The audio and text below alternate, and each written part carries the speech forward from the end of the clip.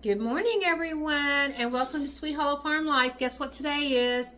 It's corn freezing day, so I'm getting ready to shuck all this corn, and then we're going to start getting it prepared and get it bagged up and to get it in the freezer. So stay tuned, and you can see how I do this.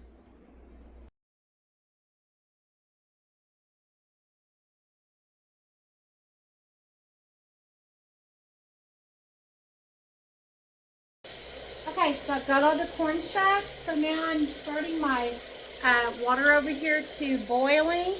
And I don't put a lot of water. I only have it filled up to probably about right here. Not even a third of the way, because the corn is going to raise that, and I can add more water. And then while I'm waiting for that to come to a boil, I'm also getting some cold water ran in my sink. So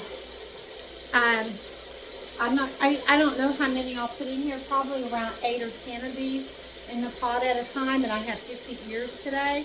And they're going to go in boiling water for 3 to 4 minutes. They're going to come out and go straight to that cold sink, and then we'll be down to just cutting it all off the cob. Stay tuned. Okay, guys, so I've got some more on the stove right now, blanching. And as soon as I pull it out and get it in the sink water, I'm going to add some more water to my pan so I can do a few more than what I'm doing right now, because my pan is only that much to the top, so I still have plenty of room. And while I'm waiting for that, I thought I'd go ahead and start cutting this off the cob. I do it with a knife. They make lots and lots of tools out there if you're not comfortable doing it with the knife. But for me, I have discovered that a knife is the fastest.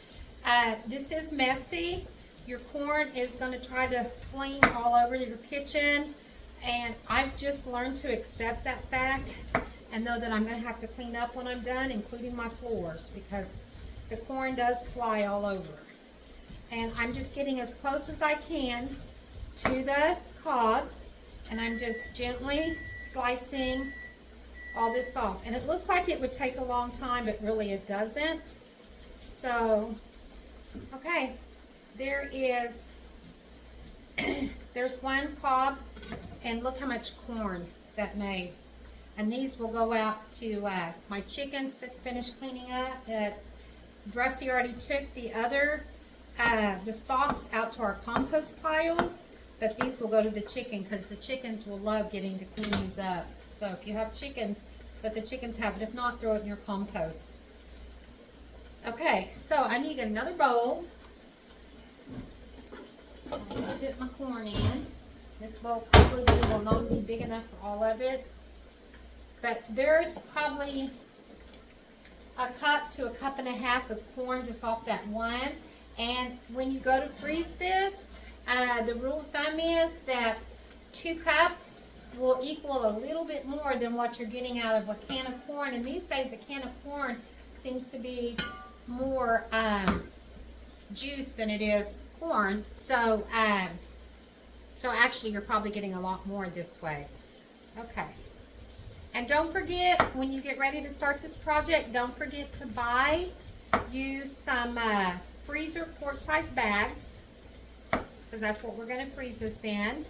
You can do the Sillameal thing, but really for corn, the way I'm going to show you how I pack mine in here, and I don't have a problem with freezer burn. And then of course we use it, you know, within a year, and so it's just not a problem for us.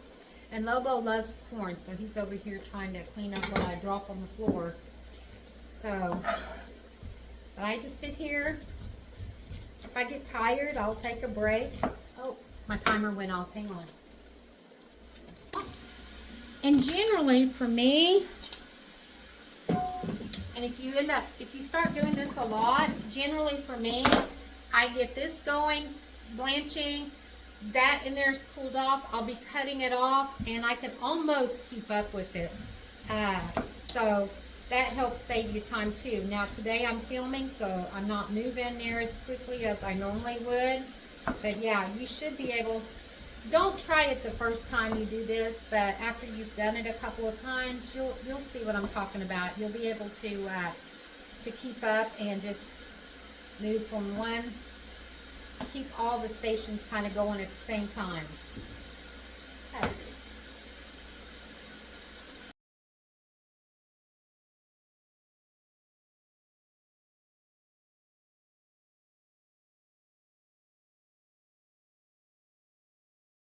Okay guys, I just finished all 50 ears of corn. I believe this is, it's a big bowl. I think it's going to be 6 or 8 quarts, probably 8. And then this is the other bowl. That's how much I got. There's a lot of corn here. The next thing we're going to do, after I finished this, the first thing I did was I cleaned off my cabinet. Because you guys, if you get some good corn, it's sticky. It's like messing with sugar with your bare hands. So I cleaned up my cabinet. I cleaned off my floor and mopped it real quick. Because there was always a little corn on the floor. And now I'm going to go grab my quart-size freezer bags.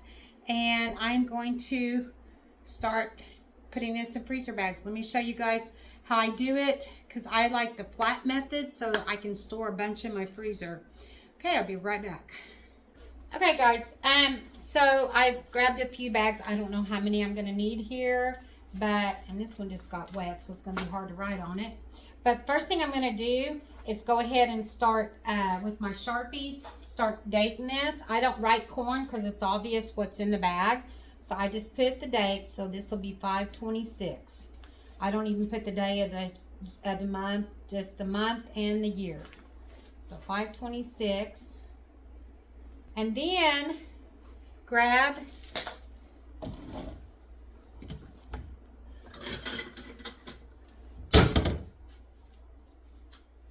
a 1 cup measuring. We're going to open up our bag here.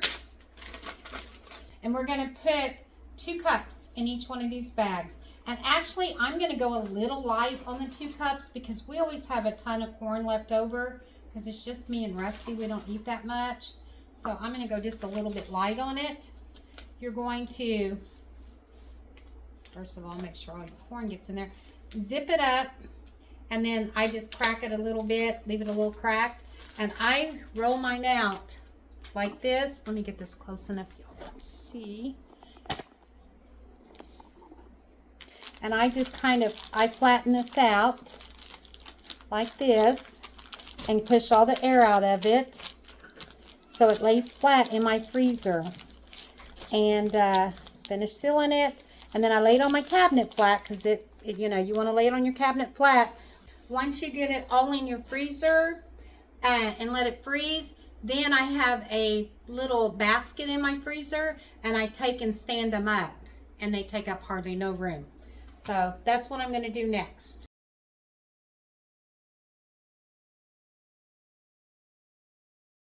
So I've got all my bags done. To see what I'm talking about laying them flat, I'm going to put them in the freezer like that until tomorrow. Let them freeze like this. And then I'll be able to stack them up this way because they'll be frozen and not going to take up more room. So this is 20 and then here's 5 more because like I said, it takes about however many ears of corn you buy, figure 2 of them for 1 package. So I had 50, so I did get my 25. This corn was the ears were a little small, but I did put a little bit. I probably put 1 3/4 of a cup in these because we don't ever finish it all, and the chickens end up getting corn every time I make corn. So, and we do eat leftovers, but Rusty's not crazy about corn. He likes green beans. I like corn. So, anyways, I'm gonna go get these in my freezer. You guys, I want to say thank you for watching this video today. It's a short one. It's just a quick one about how I freeze my corn. So if you see the guys on the roadside selling their farmed corn, stop and get some and go home and do this because you'll have fresh corn all winter long. All right, thanks for watching Sweet Hollow Farm Life. Please don't forget to like and subscribe, hit that bell button, and we'll see you next time on Sweet Hollow Farm Life. Bye-bye.